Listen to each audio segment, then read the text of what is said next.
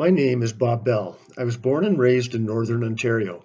My father was a high school science teacher who instilled in me a love of nature of all types. Summers were spent at a family cottage in the Algoma district, where I collected rocks and minerals, butterflies and moths, and spent the night stargazing with my telescope. Not surprisingly, then, I pursued a career as a mineral exploration geologist. I worked across Canada as well as in many diverse terrains, including the outback of Australia, the Amazon of Brazil, the high Andes of Peru and Ecuador, the barren lands of Greenland, and the wilderness of Namibia. Somewhere in these travels, I apparently encountered a tick which left me with Lyme disease, with mysterious symptoms first appearing in the fall of 2013. My health, or lack thereof, forced me into premature retirement in the fall of 2015 after I had to concede I was not able to fulfill my duties as a CEO of a Toronto Stock Exchange listed mineral exploration company. Upon retirement, I moved to Ancaster, where I bought a home surrounded by forest adjacent to the Dundas Valley Conservation Area. It took over a year to get a diagnosis of Lyme disease, and that required going to the US as the Canadian medical system was so skeptical of Lyme and seemingly unconcerned about what was causing my symptoms if they didn't check the boxes correctly.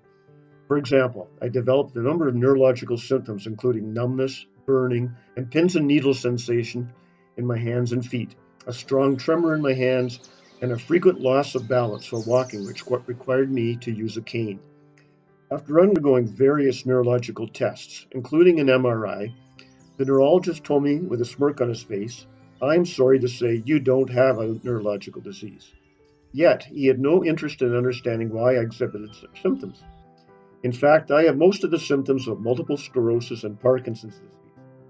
Lyme is highly curable if treated immediately, but because it took so long, I now live with chronic Lyme. Other symptoms that I have as a result of this are migratory muscle pains, joint pains, overwhelming fatigue, roaring tinnitus in my ears, emotional instability such as suicidal anxiety, heart palpitations, and brain fog. My symptoms, although always present, have some seasonal cyclicity in their intensity. They are often worse in the fall and winter and improve a bit in spring and summer, which fits very well with my favorite time of year for birding, spring migration. Given my love of nature, I've always had bird feeders and had a reasonable knowledge of birds. As soon as I moved into my retirement home, I put up a set of feeders and was enthralled by the numerous species that visited frequently, including a Carolina wren, which I'd never seen before.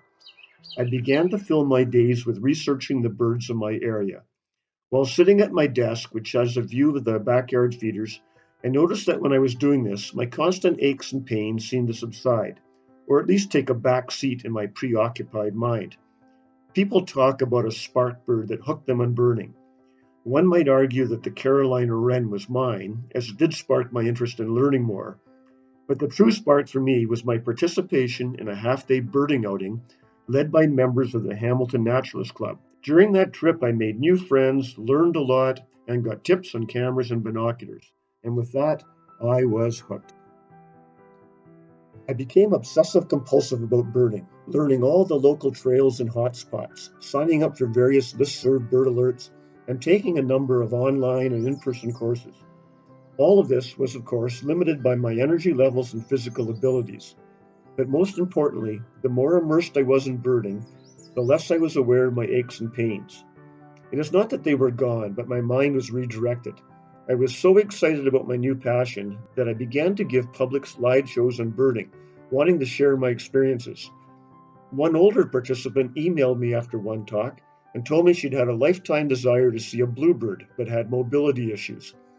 I happened to know of a location where you could simply drive a farm road, pull over by a nesting box just inside a farm fence, and watch bluebird parents coming back and forth with food for their youngsters.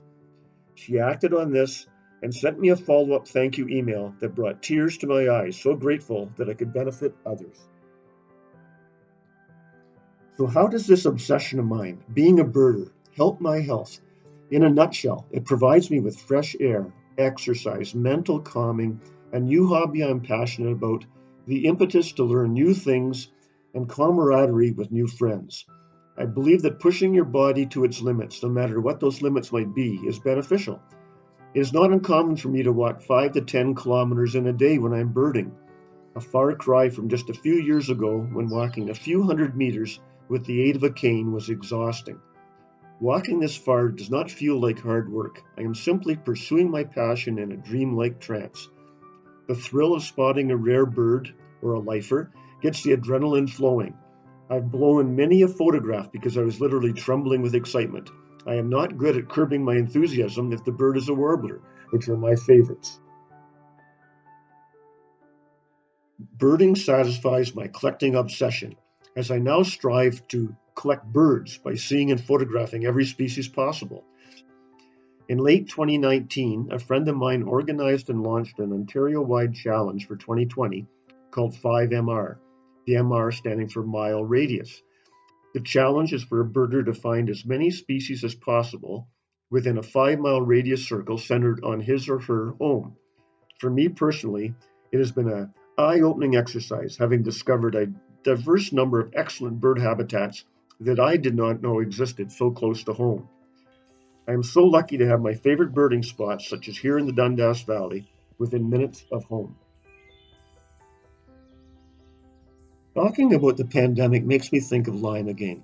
Climate change is probably a key driver in the rapid expansion of Lyme disease, allowing ticks to expand their range northwards and forcing birds that inadvertently carry and spread ticks to modify and adapt their breeding ranges as well. Many of my birding friends are terrified of contracting Lyme. Just remember that not every bug bite is a tick bite, that not every tick is a black-legged tick, and that not every black-legged tick is carrying Lyme. Lyme totally changed my life. It forced me to retire from an exciting, challenging, well-paying job that I loved. Lyme is what indirectly led me to birding, and while I wouldn't wish Lyme on anyone, I am grateful to have ended up as a happy birder, even with my physical limitations, or more to the point, my limitations. Birding saved my life. It brings me excitement, fun, new challenges, peace of mind, satisfaction, and most importantly, it takes my mind off my body.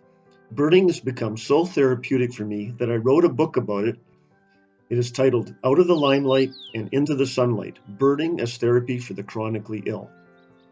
Life is a journey, and it is incumbent on us to make the best of it. I hope my journey might inspire some folks suffering with a chronic illness to get out of the limelight and into the sunlight, where the singing birds will warm your heart and lift your spirits.